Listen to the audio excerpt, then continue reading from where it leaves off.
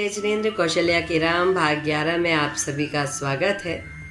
आज हम चर्चा करेंगे सुग्रीव की उत्पत्ति और सुग्रीव के जीवन काल के बारे में, बाली के जीवन काल के बारे में।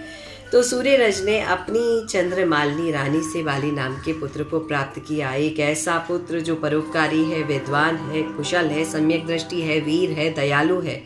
और बाली के बाद उन्हें सुग्रीव नाम के एक पुत्र की प्राप्ति हुई। उसके बाद श्री प्रभा नाम की एक पुत्री की।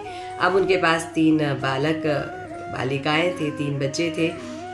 बाली और सुग्रीव की बहन श्री प्रभा उनके साथ ही रहा करती थी। सूर्यरज का छोटा भाई यक्षरज किशकू प्रमोद नगर में रहा करता था। उसे हरिकांता रानी से नल नील नामक 2 पुत्र प्राप्त हुए। सूर्यरज ने अपना राज्य बाली को दे दिया और सुग्रीव को वहां पर युवराज बनाया और स्वयं सूर्यरज पिहित मोह नाम के मुनिराज के साथ दीक्षा धारण करके उनके शिष्य बन गए। बाली की ध्रुवा नाम की स्त्री थी।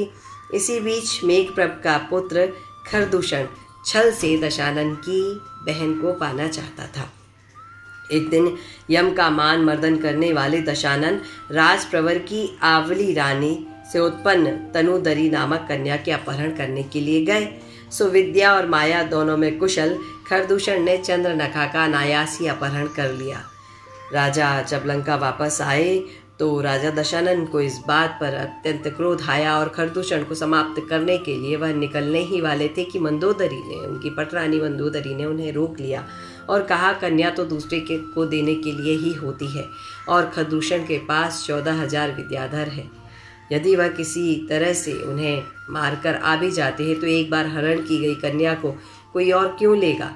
दशानन खरदूषण का पीछा करना छोड़ देते हैं।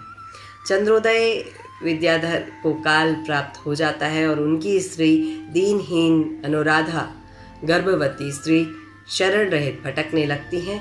वह भटकते भटकते मणिकांत पर्वत पर पहुंचती हैं।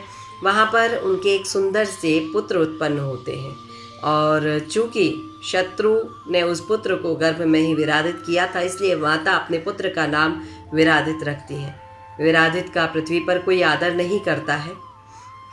अब दशानन जो है वह बाली को अपनी आज्ञा पहुंचाते हैं कि आपकी जो बहन है श्री प्रभा, उन्हें आप हमें दे दीजिए, हमारे साथ विवाह करवा दीजिए। इस प्रस्ताव को बाली अस्वीकार कर देते हैं। जब यह समाचार दशानन को मिलते हैं तो बड़ी भारी सेना लेकर वह बाली के पास आते हैं। तो बाली कहते हैं कि मैंने नियम लिया है कि मैं जिनेंद्र देव के अलावा किसी अन्य को प्रणाम नहीं करूँगा।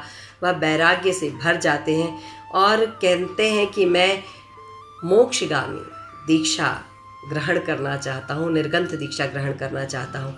सुग्रीव के पास जाकर कहते हैं, हे सुग्रीव, यह राज्य मैं तुम्हें सौंपता हूँ।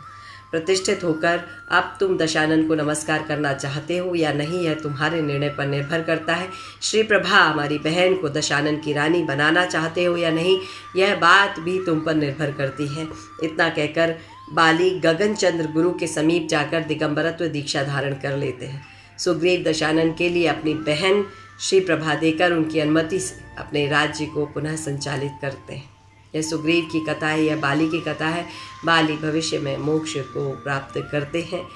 देखिए, प्रत्येक व्यक्ति, प्रत्येक राजा, प्रत्येक राक्षस, प्रत्येक वानर वंशी और प्रत्येक मनुष्य वंश के व्यक्तित्व दीक्षा धारण करते हैं, मुनिराज बनते हैं और मोक्ष मार्ग की ओर आगे बढ़ते हैं। सभी वंशों के, इक्ष्वाकु वंश से, सूर्य वंश से, चंद्र वंश से, प्रत्येक वंश से, वानर वंश से, राक्षस वंश से, प्रत्येक वंश से प्रत्येक व्यक्ति दीक्षा धारण करके उस दीक्षा को पालना चाहते हैं और पालते हैं। तो आज के इस भाग में मुझे आज्ञा दीजिए। अगले भाग में फिर से आपसे बातें होंगी इसी के बारे में, कौशल्या के राम के बारे में। बड़ा अच्छा लग रहा है स्वाध्याय करके।